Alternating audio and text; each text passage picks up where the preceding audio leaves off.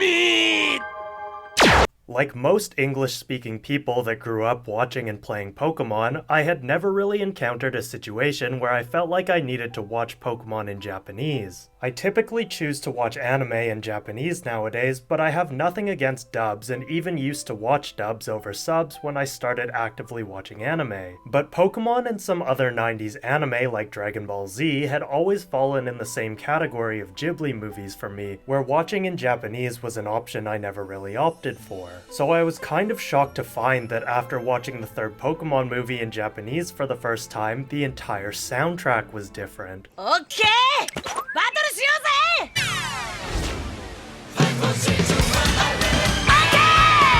Now, for some people that may have been an obvious fact, as the Japanese version obviously wouldn't have the English theme song and credit roll songs. Or if we're talking the Digimon movies, Smash Mouth and Bare Naked Ladies. But in my head, I had always imagined that only those songs would be different and that the actual music that I had fallen in love with as a 6-year-old would still be there. And the main thing to know about film music of any sort is that changing it has a huge impact on the atmosphere of the film in question, and I was sitting at my computer constantly replaying scenes while switching the audio track back and forth just to hear the changes in music. So where to begin? I should start off by saying props to the 4Kids development team for hiring composers that not only knew what they were doing, but were able to convincingly make the soundtracks really good. The dubs are okay at best and awful at worst, but at least the movie music was always top tier. I'll say it now, I don't actually know if the original Japanese soundtrack is a soundtrack or a score, though I'm fairly sure it's not a score. But given that the film was already completed by the time it got into the hands of the localization teams, all the Western composers had to do was treat it like a regular film score. One that they wouldn't have to worry about editing their music to match the changes in the film since,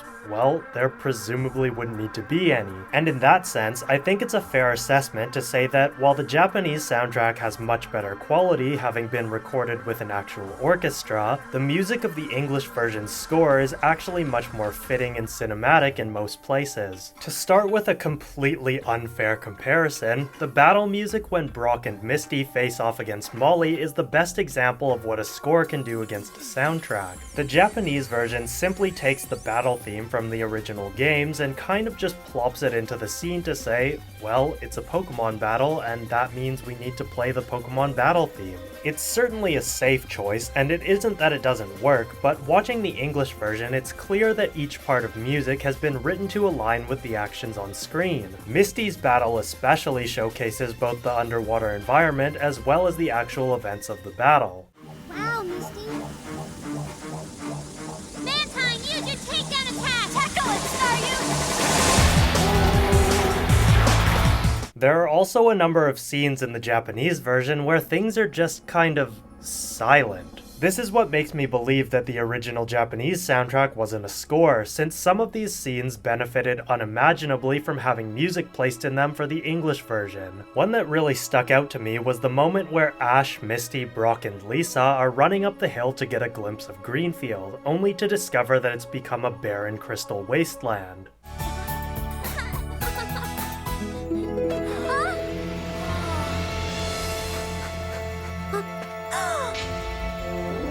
It's easy to hear that the English version has a sense of joy and poorly transitioned sudden shock, while the Japanese one is just happening.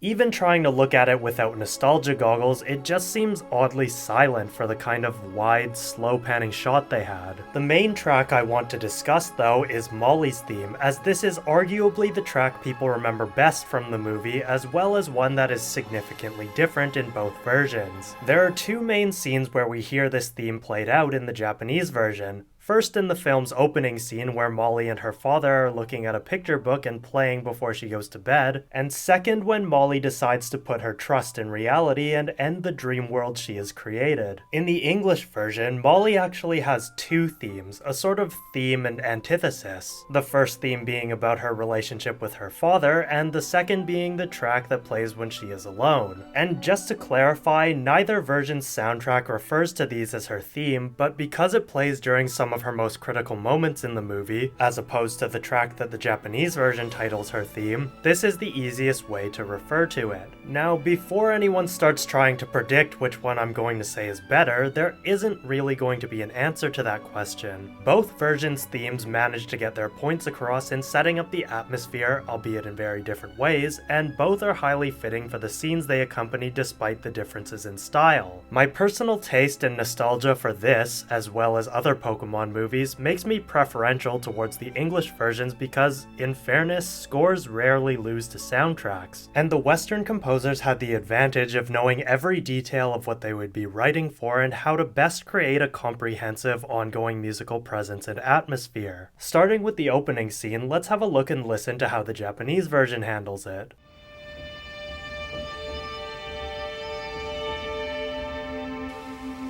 この世界には言い伝えだけで誰も見たことのないポケモンがまだまだたくさんいると言われている。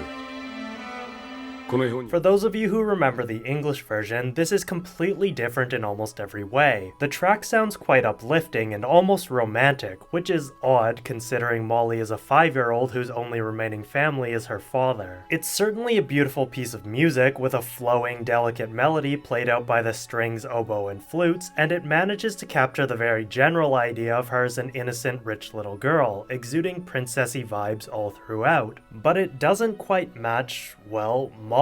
In that way, it makes sense why this was not her canonical theme music, but we'll touch a bit on that later. Now let's take a look at the English version.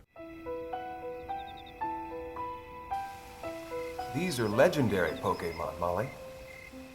Lots of people believe in them, even though they've never seen them. And in this book, the artist imagined what's... We're immediately presented with a melancholic piano line, not overtly sad or depressing, but just a bit lonely, with the high strings playing one long continuous pitch over the piano's melody. As the other instruments come in, we're introduced to hints of both Entei and the Unknown's themes in the harmonies and counter melodies. In typical film scoring technique, this now serves as an overture, though Molly is kept as the central figure as the melody carries along, gradually becoming warmer until it ends with a lighthearted string flourish to match the scene of the two playing and laughing. The main difference between these two tracks is what they are trying to get across, with the Western piece serving as a more classical musical overture with Molly's character as the central piece, while the Japanese version is much more concerned with showing the scene in front of us instead. The Japanese version is much more surface level, but I can only really say that in hindsight, and let's be honest, not many people are going to pay that much attention to the musically thematic elements of a children's cartoon. Where the English version fades out on a lighthearted chord as the scene cuts to an incoming email, the Japanese version does the opposite, suddenly shifting into an unresolving dissonant minor chord. From this perspective, we're given more of a hint as to what's to come in the Japanese version with the incoming message, perhaps that it will lead to the film's central conflict. Spoilers, it does. We first get a hint of Molly's second English theme right after her father disappears. As she runs downstairs to greet him, there's a piano melody somewhat reminiscent of the lonely one we heard earlier. It still has a slight melancholic vibe, but there's something a little more innocent and uplifting about it, at least for the first 3 bars.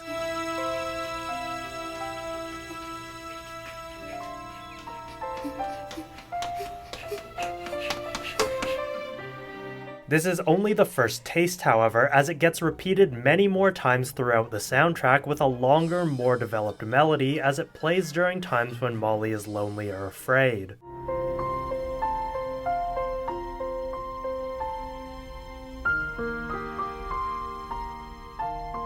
Papa? In the Japanese version, this is another one of those weird silent scenes.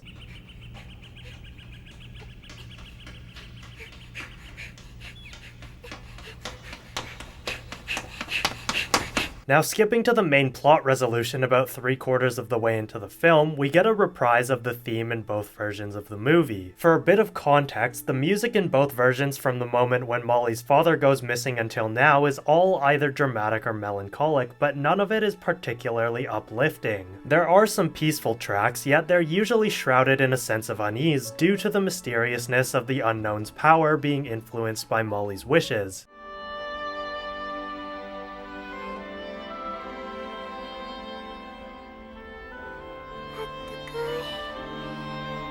In this scene, Molly has just stopped Entei from obliterating Ash's Charizard and begins to understand that the world she dreamed up will never allow her to grow as much as the real world, and that even without her parents, she still has people and Pokemon to support her. When we hear this reprisal in the Japanese version, it's actually a nice breath of fresh air, as it's a very warm, if not slightly on the nose way of saying that things will get better from here. The oboe has a relaxing tone that, accompanied again by the strings and flutes, soothes the listener as we watch the Crystal Palace begin to revert to its original state.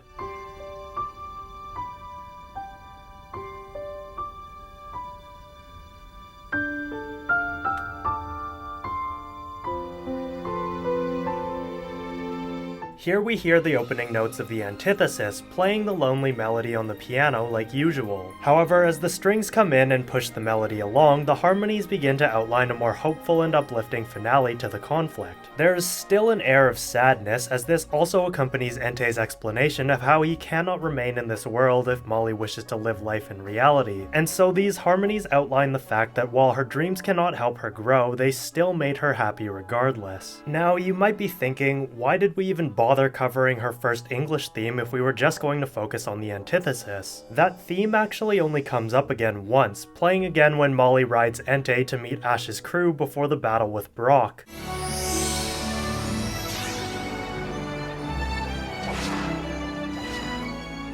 Again, this is due to its presence representing Molly's relationship with her father, and as a reference to the piggyback she received at the beginning being mirrored by actually riding Entei. The antithesis at this climactic moment is more emotional because it directly mirrors the structure of the theme in the opening moments, reflecting the thematic nature of Molly's character arc. In the beginning, she went from being a happy girl with her father to a lonesome girl using her dreams to fill the void. In this instance, she is forsaking the dreams that temporarily made her happy to make her way in the real world, even if she must do so without her family. This version of the antithesis begins much like the opening theme, with a melancholic piano line accompanied only by a high string drone.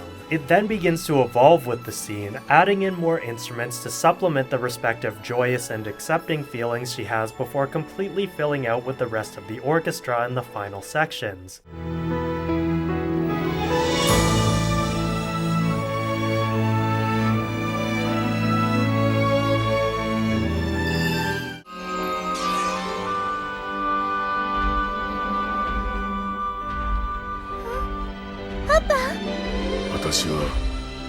One interesting thing here as well is that in this scene the music in both versions fits the dialogue much better in their respective versions. In the English, Ash's mom offers her hand and states that seeing Molly live a happy regular life is what her father would have wanted, which Molly then takes and tearfully says that she wants things to be real again, allowing the music to swell as the mansion begins reverting to its original state. In the Japanese version, however, Ash's mom simply says, "Let's go together," and as Molly takes her hand, she comments on how warm it feels.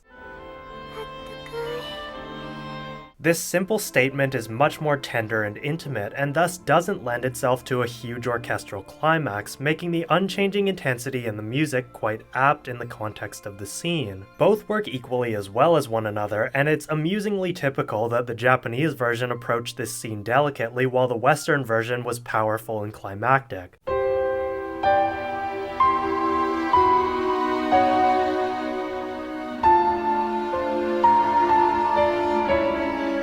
I mentioned Molly's official theme in the Japanese version earlier, and to put it simply, it's weird. It kind of serves the same purpose as the antithesis in the English version, playing in many of the same scenes, but aside from the loneliness of the high reverberant piano, it doesn't particularly capture her character that well. It isn't exactly atonal, but there are lots of odd key shifts without warning, and lends itself better to the idea of magic and mystery. This does of course work in tandem with the power of the unknown, bringing her dreams to life, but with her character being more about simply wanting to live a happy life with her family once more, this track feels very surface level. I know I said that about the other theme as well, but at least in that instance it didn't take away from the depth of her character the way this one seems to. I'm also biased because of how much I love the antithesis though, so take all of this with a grain of salt. I do want to point out again that neither version is really better than the other. I'm sure that most people who are going to watch this video are probably leaning more towards the English version, mostly just because it's what they remember, and I'm certainly no exception to that. Obviously, music that's been scored to match every single scene of the movie is going to work a lot better than soundtrack music that just kind of gets put where it fits best. But by no means did the Japanese version fail to serve its purpose by setting up the atmosphere appropriate for the scene it was put in. If anything, there's even a moment at the end of the English version where the cheese factor gets turned up way too high.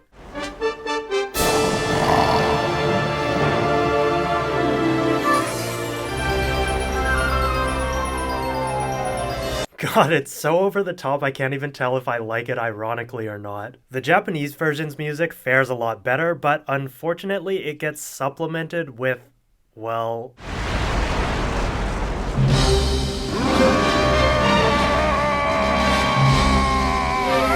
Anyway, what did you guys think about the differences between Pokemon's localized and original music? Did anyone else not know that the soundtracks were different, or am I just the one idiot out here that didn't realize 4Kids did this? Let me know if you want to see me do more of these older sub versus dub musical differences down in the comments below. And if you enjoyed the video, don't forget to like, subscribe, support me on Patreon, and follow my other social media accounts. Thanks as always for watching, and I'll see you in the next one.